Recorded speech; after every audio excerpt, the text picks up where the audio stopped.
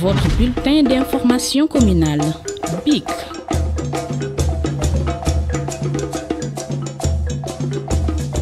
asalaamaaleykum mbokki internet yi suuf seen journal BIC tey jii nag dañu ñëwoon fii ci Almadies certifié ki nga xamante ni moo di Ndeye Sow Leila bëgg a waxtaan ak moom xam kan mooy Ndeye Sow Leila damay bàyyi mu nuyoo présenté wu ñu soog a ñëw xuus ci waxtaan bi Ndeye Sow ñu ngi lay nuyu. maa ngi leen di fay maa ngi nuyu seen spectateurs yëpp di leen wax dal leen a jàmm fii ci biir kër gi macha allah Ndeye Sow Leila nag ab taalibe la rek taalibe sëñ Touba macha allah taalibe sëñ Saliou Mbacké maa ngi juddoo Ndakaaru màggee Ndakaaru di liggéey ci consultance bi nekk analyse politique aussi di yëngu comme ni ngeen ko xamee aussi ni ko sama frère xamee di yëngu ci milieu politique bi am mouvement politique bu tudd Liggéeyal Sénégal marié divorcé parce que xam na yaa ma ko doon laaj sànq sama frère bi léeg-léeg mu mbalak ma ci tooñ ma ne ma bàyyil daaxe bi mais dafa mel ni moom laa doon xaar boobu ba tey di leen wax encore une fois dal leen ak jàmm di rafetlu ñëw bi ngeen fi ñëw macha allah. présentation bi dégg nañ ko mais dañuy bëgg a xam kan mooy Ndeye Sow ci arène politique boobu noonu nga tudd léegi na. bon Ndeye Sow. la jaar ak yan mouvement politique nga bokk et tout. Depuis que j'ai 19 ans maa ngi ci milieu politique bi. Maintenant, vous en avez combien? On dit que on ne demande pas l'âge d'une dame à une dame loolu la ñu wax de. Je peux préciser parce que nee nga depuis 19 ans jusqu'à. maa ngi ci arène politique bi ndeysaan am naa image bu may fàttaliku ndeysaan ak sama xarit Gaspard Camara di ko ñaanal yàlla dafa génn àdduna. di ko wax ne yàlla na ko yàlla xaare àjjana te yéexee ñu voilà maaleykum salaam maa ngi jégalu. déedéet waaw dama nekk benn interview léegi ni mën naa la woo ci kanam tuuti rek y a pas de souci mon cher amul problème waaw dinaa la woo léegi suma paree waaw confirmé ko y a pas de souci merci jërëjëf ok jërëjëf waaw maa ngi jégalu.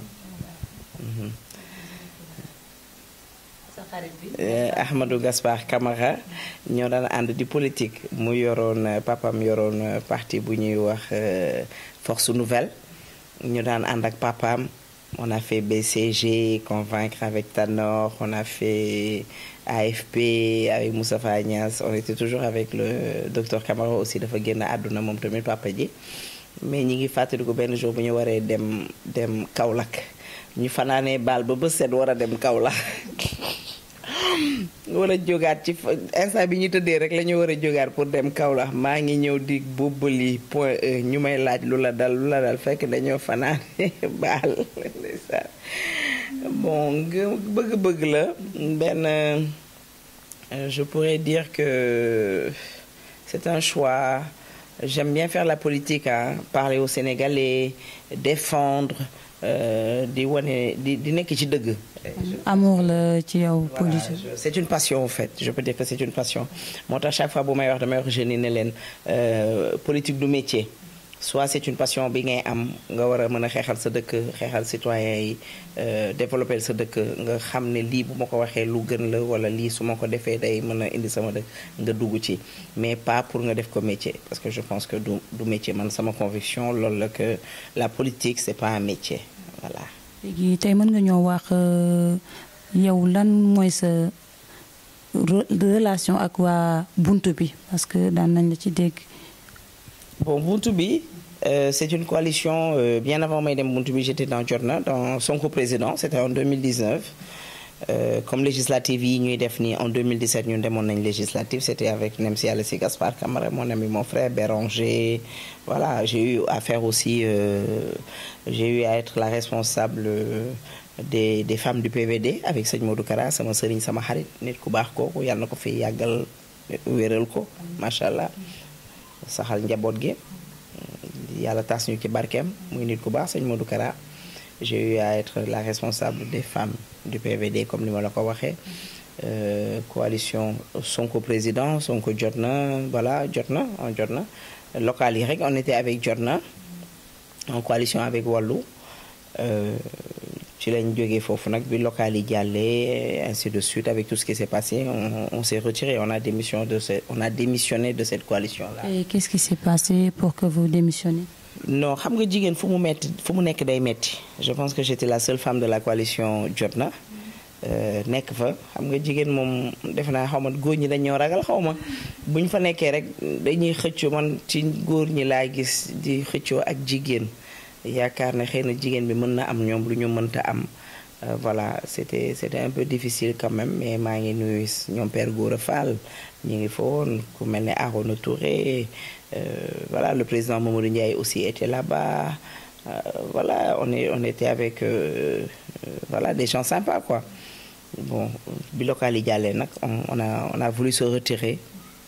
et suñu organisation s'est retirée voilà un bon matin après ñu retiré wu ci jot na ci lañ ñëw dem nekk buntu bi je suis rentré là-bas par le biais d'un ami d'un frère qui habite en France à Dijon bi ma woowee di ma wax ma ne ko ñun dañoo bëgg a noppaliku. J'ai parlé avec mon organisation waxtaan ak ñoom ñu ne bon ils préfèrent pas parce que lii. kon si je comprends bien buntu bi dañ leen a woo yéen jugewu leen jot na rek demal seen bopp buntu bi. te du woon buntu bi c'était ki taxawal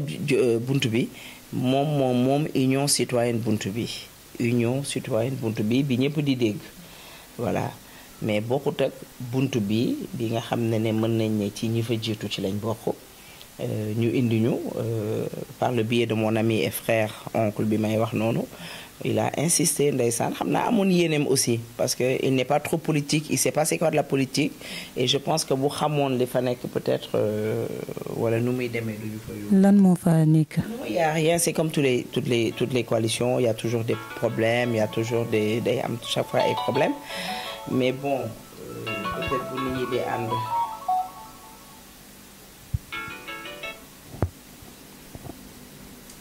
Je te rappelle, je suis en émission, je te rappelle.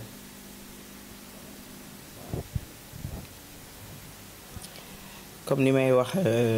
bu ñu nekkee bi ñuy dugg foofu aussi comme li ma wax léegi j'avais beaucoup de samay responsables yoo xam ne ils étaient pas d'accord pour ñu dugg fa mais on a négocié on a parlé ñu waxtaan. ñu ne bon comme que législative yi yàggatul nañ dem parce que ñoom dañ ne seen coalition bi c'est une coalition pour les législatives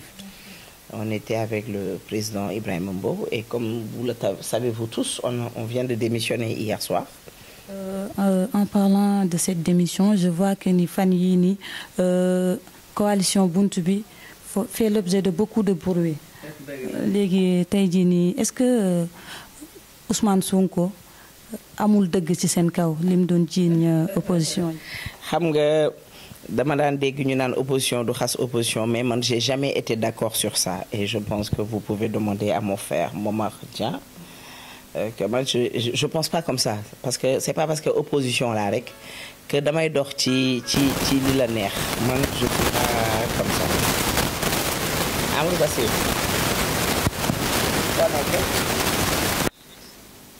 kañ ngeen di ñëw mu laay de mi ngi may woo ma koy woo waaye jëluma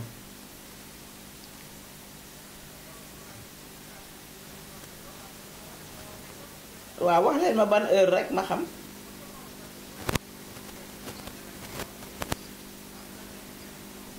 waaw non dafay ñëw fii walla ok amul problème jël leen seen temps rek man tëdduguma ok merci léegi mën naa ko fay parce que ñii laa doon xaar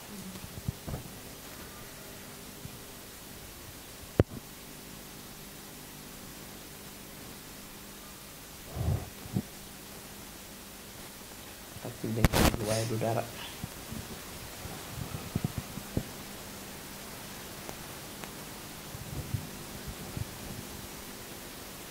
D'accord. yaa ngi doon wax ci le fait que ni d'accord li ñuy wax que ni opposition warul xas opposition. voilà xam nga Ousmane tey je pense que kenn waru ko ci mere parce que dafa wax li mu xalaat mais ci kaw li wax li mu xalaat nit ñi yàgg nañoo wax li ñu xalaat ñu leen di xarab Bougane yàgg na wax li mu xalaat nit ñi di ko xarab Thierno Alassane Sall yàgg na wax li mu xalaat ñu ko ci xarab ak keneen ak keneen ak keneen ak man ak keneen ak keneen.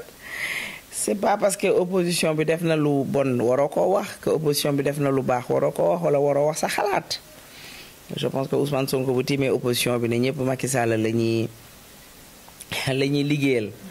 c'est parce que dafa bëgg ku mel ni moom dafa bëgg moroom mooy kuy saaga président de la république ñun yarewuñu saaga ba ñu saaga kilifa. ah donc Sonko moom mën a saaga président la. ok maa ngi ñëw dama ne la dafa bëgg nawle. bëgg nawle mooy kuy saaga président de la république. kuy saaga ay institution kuy saaga ay commissaire kuy saaga ay gendarme kuy saaga suñu xalifa yi kuy saaga suñu kilifa yi ñun waxuma la sax ñun defeewuñu noonu en tant que le mouvement Liggéeyal Sénégal ou le parti UPR mais dañu ko yarewul ñun suñuy biir kër ñun sama biir kër yaay gi Nord Foire boo fa duggee sama yaay Ousmane Sonko la sama rakk bu góor sama rakk yi jigéen yi nekk Italie la maison presque tout le monde est Ousmane Sonko su ma bu duggee sama yaay dafa xaw a feebar su ma ko bëggee yëngal fu ñu ma woowee ne ma tey yaram bi neexu rek su ma ñëwee bu ma gaaree rek damay dugg mais kër gi moom Ousmane Sonko lay xeeñ Ousmane Sonko dafa war a génn kër gi ñëpp reetaan sama yaay xaw a mer fii yëngu xam nga yooyu ça fait man loolu laa xam ci nekk mais faraloo Ousmane Sonko ñu saaga la ndey waxoo ci Ousmane Sonko lu baax ñu saaga la papa mais fan lañ jëm journaliste bi ñemeetut a wax même journaliste bi bu waxee ci Ousmane négatif sax yaa ngi koy gis ma ngay laal tuuti beneen côté pour ñi ñu bañ koo saaga wala ñu ne dafa yemale. mais est-ce que saaga yooyu nekkoo la est-ce que Ousmane Sonko saaga yooyu tamit doon na lu ko gënal est-ce que du jeunes yi nga xamante ne. bu nekk du moment que boo dee nit ki toogal mu toog soo ko ne bàyyil saaga yi mu bàyyi saaga yi. est-ce que tey du défoulement c'est-à-dire jeunes yi. kii bi ñu am frustration bi ñu am manque d'emploi bi chômage bi cherté de la vie yooyu yëpp lañ boole. dafa am lu may di Sénégal yooyu yëpp lañ boole après voilà. dafa neex da ngay gis xale bu góor bu amul métier jàngul jongul tubaab bi xamu ko bu xëyee jël kafeem taal sigaram te daa mel dëkk bi dafa metti en fait man dama leen xool ci dama leen yërëm dëkk bi dafa metti amoo métier jàngoo jongoo tubaab bi xamu la bu xëyee jéemoo dara. taal sa benn Marlboro taal sa def sa jënd kaasu café bu fukki dërëm toog sa taatu garab waaye dëkk bi dafa metti waaye gaañ waaye Macky Sall dafa war a jógee waaye politicien en fait jusqu'à quand léegi ngeen bëgg yéen ñu financer leen bu ñu la financer amoo métier fan nga jëm bu ñu la financer il faut nga am métier boo xam ne bu war a tax nga dugal sa xaalis. tey y a pas mal de jeunes yoo xamante ne ce sont des jeunes diplômés qui peinent à trouver loo xamante ne. ñun nous avons une association des chômeurs boo xam ne ay chômeurs dafa nekk xamoo dañ ne chômeur ak sans emploi nit ñi nee nañu am na différence parce que boo duggee Google man bi ma ko waxee dama dugg Google xool effectivement chômeur ak sans emploi du benn sans emploi mooy liggéey ba pare chômeur je pense sans emploi mooy kii je pense am na daal différence boo xam ne je pense que dinaa dugg Google gën ko effectivement am na côté boo xam ne moom on peut le dire que c'est que le président Macky Sall a carrément échoué sur le truc des jeunes parce que jeune doo ñëw di ko yëkkati ay millions di ko jox wala di ko yëkkati benn 100 000 di ko jox wala benn 50 000 jeune bi da ngay ñëw former ko créer ko ay école même boo jàngut mën nañ la créer école yoo xam ne da nga cey def ay formation école yoo xam ne doo fay loolu état war na koo mën a jël engagement. centre yi ñuy def. centre yi ñuy def yëpp bu doo fay par exemple parce que li tax nga am volonté di ñëw bu dee benn 1000 francs wala benn 2500 wala benn 5000 francs par weer ñu la koy fayloo loolu je suis pas d'accord pour nga ñëw rek doo fay mën nañ la laaj benn à partir de 1000 francs ba jëm 5000 francs sa waajur di la ko fayal yow mi xale bu góor bi ponkal dem ba am 30 ans amoo métier mais mën nga dem foofu di fa jàng mën nañ la fa jàngal mais kay y a des menuiserie dañoo jàng mën loolu te amuñu lu ñu ubbee atelier am na ay mag kilifa responsable yu fi nekk mën nañ métier bi mais amuñu njëgu atelier mais tey ñooñu boo leen jëlee di leen fay ubbi leen ci école boobu ñuy jàngal xale yi loolu am na fi boo demee ba jam ñaajo mën nga fa créer lu mel noonu xale yi di xëy di jàngi ji bu ñu jàngee 1 mois 2 mois xaw a dëgër ñu commencé di leen ñamal tuuti am na yoo xam ne yu bëri yoo xam ne bu keroogee dootuñu ko yóbbu sax di ko defar ci dëkk tubaab bi fii lañ koy defaree mais tant que ay centre de formation nga fiy ubbeeku man damay am sama xaalis ubbi sama école di fayee ko xale bi 25 000 30 000 c'est plus les Sénégalais qui viennent jàng si fii étrangers yi ñooy ñëw di jàng si te école de formation yi yëpp étrangers yi ñooy ñëw di fi jàng si ñooy ñëw def seen formation après dem seen yoon Sénégalais bi toog di xoole mais loolu man yooyu yëpp mënoon na ci gën a dugal loxoom ci côté boobu. pire encore am na école yu bëri yoo xamante ne da ngay fay ba fi nga waree jotee sa diplôme yow ci ngay xam ne diplôme bi nii c'est pas reconnu par l'État ni le CAMES loolu tamit mu ngi ci dëkk bi. waaw bu nekkee dañ la nax ci nit ki la booy dugg bu nekkee bi ngay dugg waxante nañ ak yow parce que yow te dañ lay jox ay documents yooyu signé bul dégg turu école rek boo jàngee par nañ la yóbbu Canada nga gëm ko daal di ñëw dugg ci biir école bi loola ci dal yow yaa tooñ sa bopp mais da ngay xool ci li ngay dugg wala nga jël en fait il faut savoir demander soo xamul nga laaj parce que ñi la war a mën a xamal ñi ngi fi mais li may waxatee encore ci emploi jeunes yi neexul aussi benn booy taxaw fële rek kii amul te jéemoo dara mais par exemple temps yi dama dem Pikine bi ma toogee sama mel ni jëkkëru cousine bu gaañu baati joor maa ngi koy nuyu di ko jaale waa jëkkër ji yaayu Oumy Dioum papa yi Oumy Dioum moo gaañu woon bi ma demee je parlais avec des jeunes ñuy kaas ñu ne ñoom seen maire bi lii xaalis bi sax da koy delloo et tout ma ne yéen façon bi ngeen di kaasee c'est pas comme ça parce que boo bëggee taxaw rek ne Macky Sall mais yéen da ngeen di def seeni lu mel ni benn film benn vidéo dénoncé ne ñun président bi dañuy adressé wu sa maire bi nekk fii Pikine lii liggéey ngeen filmé yónnee image yi mu tasaaroo président de la république gis ko dina xam ba xam maire bi fi nekk mi ngi liggéey wala liggéeyul li leen naqari ngeen koy dénoncer je pense que il faut dénoncer par groupe il faut pas ñu toog rek il faut campagne am wala meeting am ku mel ne Ndeye Sow dem Pikine ànd ak yow yuuxoondoo nga ne Ndeye Sow la ñuy voté parce que moo ma neex moo ma saf parce que lii ak lii il faut qu'on arrête tout ça il faut que ñun ñii jigéen ñi aussi ñu arrêté di voter parce que dañ ma may xaalis wala dañ ma jëndal lii wala dañ ma jox t-shirt loolu yëpp dañ ko war a démystifier encore une fois pour les jeunes il y a tellement de solutions génne xaalis tabax ay genre centre de formation que ce soit mécanique que ce soit lii que il y en a tellement dëgg la am na ñeneen man des fois j'ai des amis yu am ay restaurants des fois dañ leen ni indil ay nit pour ñu former leen état mooy fay mais après lan nga gis man gisuma ci dara damay dégg rek kooku wax état fay na ma pour ma former ko ay nit wala association bi par exemple ñun ànd def des fois dañuy fay pour ñu former ñu suñu nit maa ngi nuyu waa ànd def jël nuyoo bi teg ko ci loxo soxna Batoor Tirara je suis pas seulement chef de parti mais j'ai une association qui est dans le social ànd def action novatrice pour le développement de l'enfant de la femme et de la famille boo xam ne ñi ngi yëngu ci wàllum jigéen wàllum góor wàllum xale yu bëree bëri. Depuis quand mi ngi existé. non ànd def depuis 2013 mi ngi existé depuis 2013 ñi ngi liggéey ñi ngi def suñu carte de membre ñi ngi def récemment aussi maa ngi bokk ci benn plateforme fait benn ONG la dirigée par madame Wagué les faits ñoom tamit ils font beaucoup de social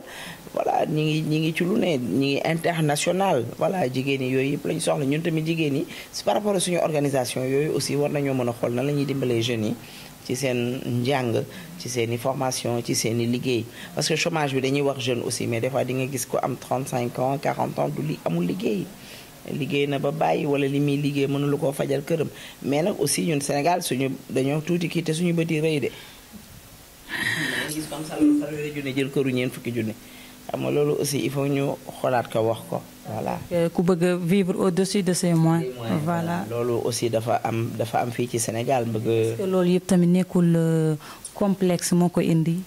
comme suñu société bi tey dañu bëgg ay gis leen ma et que tey jii nii yow bëgg nga won nit ñi loo xamante ne yow peut-être que yow sax amoo ko mais juste pour. sauver l'apparence ba nga dugal sa bopp ci yoo xamante ne moom ku koy def da ngay sonn rek parce que toll nañ tolluwaay boo xam ne moom jamono ji dee yi bëri na feebar yi bëri na barki dem rek maa ngi ñàkk sama benn xarit madame Diop jabaru docteur Sida Diop elle est de 68 gaañu nii feebar boo demee këram da ngay xam ne àdduna du dara bàyyi fi njabootam ku mel ne Lalla maa ngi koy nuyu Fatou Ndeye ñoom ñëpp maa ngi leen nuyu Mohamed mi ngi France di leen jaale woon encore seen yaay ji boo xoolee ci ñi ngay ñàkk ñi la jege ñëpp balaa ngay xam ne àdduna du dara rek nga ñàkk ku la jege ma xam ne kon nit ñi war nañoo àndaat ak dal dellu si seen bopp ci yàlla mais sànq yaa ngi ma doon wax dañoo tëb sax suñu fu sori parce que yaa ngi ma doon laaj ci bunt bi. voilà dama doon bëgg a ñëwaat foofu ci bunt bi ak coowal bunt bi ñu am fan. bunt bi maa ngi dégg am na suñu mon ami mon frère Moulay Camara nga xam ne ñoo nekkandoo buntu bi. nga xam ne def na sortie RTS. gars yi nee nañ dafa tricher dafa sàcc seen heure d'antenne dafa jël heure d'antenne bi wax ci li mu xalaat peut-être c'est bien wala c'est pas bien bon c'est aux autres de juger man je peux pas juger mais xam naa ne am na lu ko naqari am na lu naqari nit ñi xëy na moom mu dem wax ko mais je voudrais faire savoir aux gens que Moulay Camara honorable député Moulay Camara n'a pas démissionné moom dafa def. dénoncé en fait mais li mu dénoncé noonu. moom dafa wax lu mu gis ñun on a démissionné et il y a des démissionnaires yoo xam ne c'était bien avant ñun ku mel ne président Mamadou Ndiaye du PRDS de Fatick mi ngi dëkk fii Mamel il a démissionné je pense depuis juillet depuis. Quand est-ce qu'il a démissionné ça fait 2 mois le démissionné wala 1 mois le démissionné parce que moom li ko ñi ngi ko tegoon 53e koo xam ne c'est un chef de parti dem présidentielle 2019 dem ay élections locales ñu jël la def la 53e parce que tu as osé poser la question est-ce que vous êtes avec le président Macky Sall te li tax mu laaj Ibrahima Mbow est-ce qu'il est avec le président Macky Sall c'est parce que Ibrahima Mbow est nommé par décret par le président Macky Sall et je pense que si tu es nommé par décret par le président Macky Sall ngay dem ay élections yoo xam ne nee nga opposant nga képp kuy nit ànd ak yow war na la poser question. su ma la déggee kon buntu bi c'est-à-dire tey jii nii yaa ma neex dafa xaw a am. amuloo droit poser yenn questions yi nga xamante ne dafa sensé. C'était au temps des réunions on n'avait pas compris parce que franchement man boobu daf ma décevoir parce que pour man ay nit bu ñuy ànd am nga droit poser question tey mënoo ñëw ba sama kër fii ma lay yemale li nga ma war a laaj ak li nga ma war a laaj quand même voilà waxtaanee wuñu question yi da ngay ñëw laaj ma li ma mën a tontu ma tontu bon je me dis que c'était pas méchant le gars lui demande parce que aussi waa ji bëggul woon ñu dem ñu ñuy bloqué parce que c'est un membre pas de ce gouvernement-là, mais il travaille pour Macky parce que il n'est pas élu, il est nommé par décret. Qui ñu nommé par décret ak ki ñu élire c'est pas du tout pareil. Je pense que boo demee ba ne da ngay contre président bi la nommé am nga foo ko teg kooku laaj ko question ne ko man c'est pas parce que nga ànd ak président wala nga bañ a ànd ak président du ma ànd ak yow mais je voudrais une vérité le gars s'est fâché le pourquoi ñun après la ñu xam ne question yi kooku doon laaj neexu ko ci biir liste bi depuis le commencement ñi ngi koy laaj ku nekk fan nga nekk ci liste bi mais pour man problème boobu dafa war a jeex Sénégal bu ñuy defar liste Ndeye Sow mi ngi ndaare Ndeye Sow nekkul ndaare mais wax ko fan la nekk ci liste bi soxlawul ñuy xaar ay leader nga àndal mais ku nekk wax ko lii ak lii ak lii ak lii mais bi liste yi génnee Mamadou Ndiaye a vu qu'on l'a mis 53e mais c'est catastrophique ba pare li tax nit ñi gën a génn investiture la boo xam ne bukki dañ ne bukki njuur sàmba mais sàmba bu amoon sax mu neex waaye bukki la ak njuur Bruno D'erneville mi ngeen di dégg mais xam nga Bruno PPAC moom ak le président Mbow dañoo séddoo investiture yi dañoo séddoo affaire yi kii dafa indi néegu ndayam néegu baayam kii indi néegu ndayam néegu baayam kii indi néegu ndayu jabaram néegu baayu jabaram kii néegu ndayu jabaram néegu baayu jabaram ñu def seen i investiture nu mu tuddati comment il s'appelle le Mbow là il a préféré jël ay responsables mag ay militants mag ay liam dugal leen au détriment des leaders qui sont là-bas et quand tu es dans une coalition avant ces responsables di séddu leaders yi nga àndal ñooy séddu ba pare c'est une organisation mal organisée la coalition Buntu Bi est mal organisée et je pense elle n'est même pas mal organisée ñoo ko tey parce que bu organisé woon du baax parce que am na loo xam ne ñun dañ koy bañ depuis le début Bassirou Ndiaye yaa ngi may dégg yàgg naa ko wax Djigo yaa ngi may dégg yàgg naa ko wax nee naa leen façon bi ñu organiser baaxut man ci coalition laa jógee xam naa coalition day am bureau des leaders day am conférence des leaders mais une coalition qui n'a pas une conférence Bassirou Ndiaye yaa ngi may dégg man yii yëpp waxoon naa ko dama parce que boo déggee ma tudd Bassirou Ndiaye dafa bokk organisation dafa bokk ci biir coalition Buntu Bi je lui avais beaucoup dit parler ne ko lii dafa da ngeen war a organiser parce que une coalition ne se passe pas comme ça une coalition du demee nii mais organiser bi arrangé wu leen woon parce que seeni militants seeni responsables rek lañ doon dugal ci biir yëf yi te bu ñu déggee ñu leen doon wax organiser xam nga tey coalition da ngay cotiser mais kuy buñ la investir sax da ngay cotiser astama buñ la investir waaye lépp ci waxtaan la man dem naa amoon na yow woo nga ma di ma laaj ne ma dégg naa da ngeen di jaay seen place yi waaw jaay place weesul nga ne ki premier deuxième troisième 5 millions la ñuy joxe. pour occuper benn. pour récupérer loolu lañ daan wax premier deuxième troisième dañuy joxe xaalis pour mën a par exemple nga nekk premier sur la liste deuxième sur la liste troisième sur la liste alors que premier sur la liste Ibrahima Mbow la deuxième sur la liste ku nekk ci moom la ku jigéen boo xam ne ñoom ñaar ñoo bokk fi ñuy liggéey ainsi de suite famem ay responsable am ñoom ñoo nekk ci liste yi voilà ñun bi ñu ko gisee c'était vraiment choquant parce que dañ doon wax ne mënaguñoo wax parce que tant que gisuñu liste yi duñu wax booy wax day fekk nga mën a gis liste yi nga soog a mën a wax voilà mais bi ñu gisee liste yi on a tout compris on n'est pas bête pour te dire que li ñu doon def jubul man ci bureau investiture bi laa bokkoon président Mamadou Ndiaye ci bureau investiture yi la bokkoon jour bi ñu demee kër Bruno D'erneville pour déposer fa ay kayit ci investiture yi parce que mën nañ def ñu dàq te heureusement comme boobu séeréer la bi ñu nekk ci otoom may woo Bruno naan ko ñi ngi ñëw daf ma ne bon vous allez venir et vous repartir parce que on est en plein travail on a trouvé des têtes yoo xam ne ñoom bokku ñëwoon ci investiture bi ñun ñi ci bokk ñun dañoo dàq pour waxu ëllëg bi ma génne dama woo Bassirou Ndiaye ma ne ko Bassirou dem nañ kër Bruno mais daf ñoo dàq damay bañ ëllëg ngeen bi ñu kaas ngeen bi ñuy def investiture yi ci bureau bi ngeen bokkoon te yéen toogoo leen fa moo tax ma lay leeral mais presque c'est eux dans eux ah ñoom i neen la dañoo dàq parce que xam na parce que pour man investiture su nekkee vous êtes en coalition ñëpp war a bokk def ñi képp kuy leader war nga mën a toog ñu waxtaan pourquoi ñun mënuñu di def njub di def waxtaan lan la créer nga coalition kii mën na nekk kii mënu nekk mais toog leen ngeen waxtaan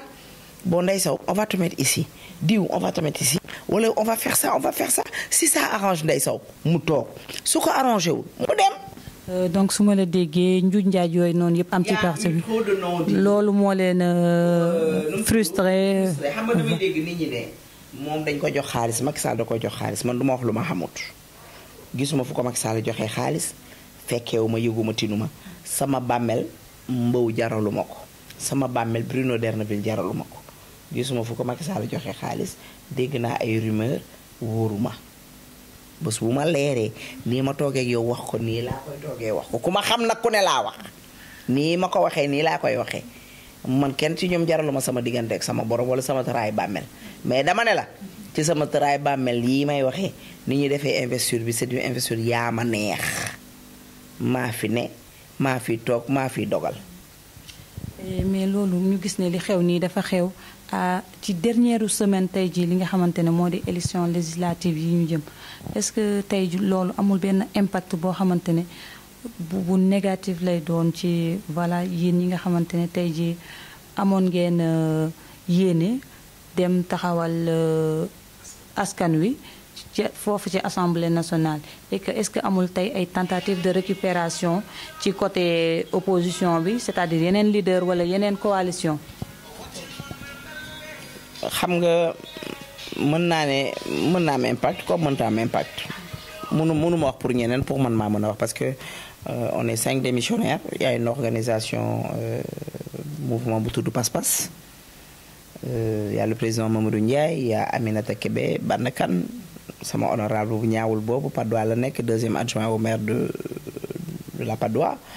il y a le président Sëñ Saliou moom tamit yor naataange Sénégal kon je pense que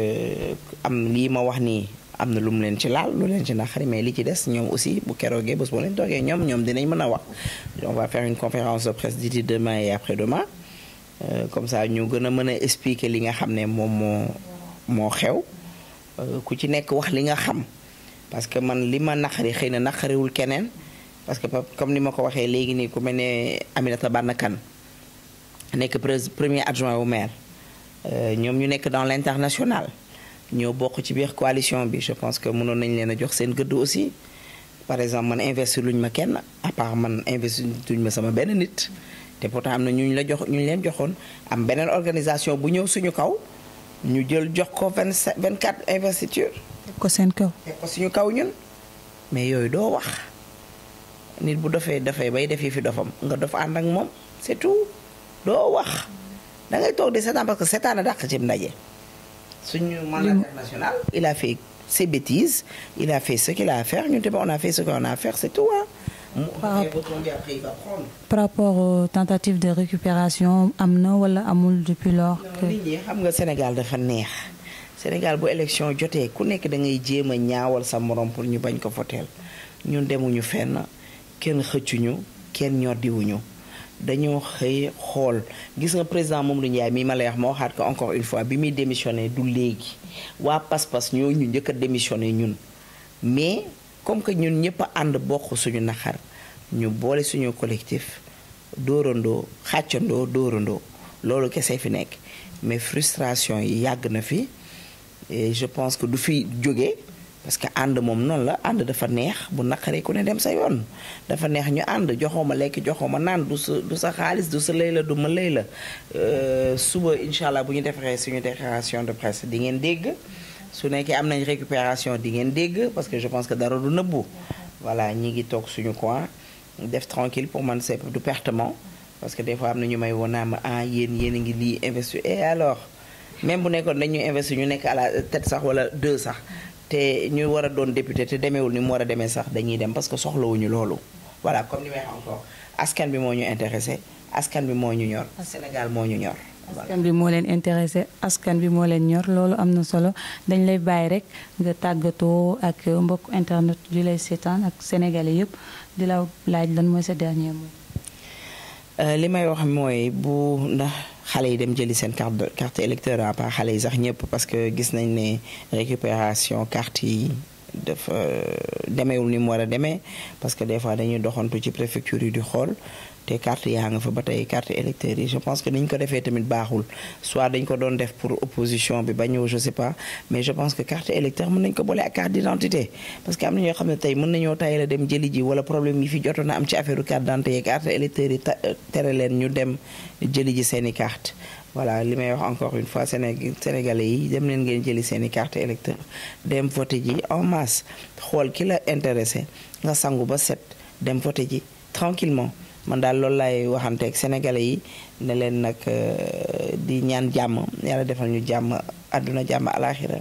guddal fan yi wéral cër yi yokk mën-mën bi def ci suñu dëkk bi jàmm may ñu ay élection wu jàmm ak salaam yu sedd guyu macha allah je pense que dépassé nañ léegi fu ñuy sàccee élection ñaan diw dafa sàcc diw dafa sàcc ku xool local yi nu mu demee rek xam ne loolu amul nañ ko def ci jàmm wax ci jàmm ñi opposé wu ci jàmm ñi nekk ci pouvoir bi def seen pouvoir ci jàmm yàlla def jàmm. dama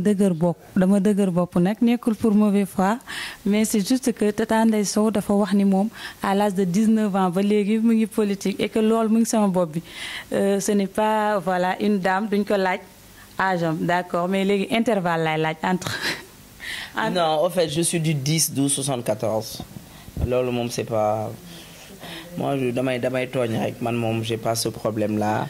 Je suis là, je suis Ndeye Sow, je suis de 74 machallah boo leen di dégg léeg-léeg sax dama koy wax ne léegi ni man ak diw ñoo maase parce que maa ngi juddu décembre nag décembre mooy sama mois décembre weer bi gën a neex ci weer yi mooy sama weer voilà mais daal ñu ngi leen di ñaanal jàmm ak salaam mon ami et frère Momar di ñaan yëf yi dem ba nekk lu raw lii yëpp. amiin ñu ngi lay jaajëfal bu baax a baax et ce fut un plaisir partager ak yow plateau parce que non seulement tu nous mets à l'aise et que vraiment on était à l'aise di remercier mbokku internet ñi nga xamante ne ñooy seetaan seen journal bi di leen jox dig daje ci beneen yoon incha allah.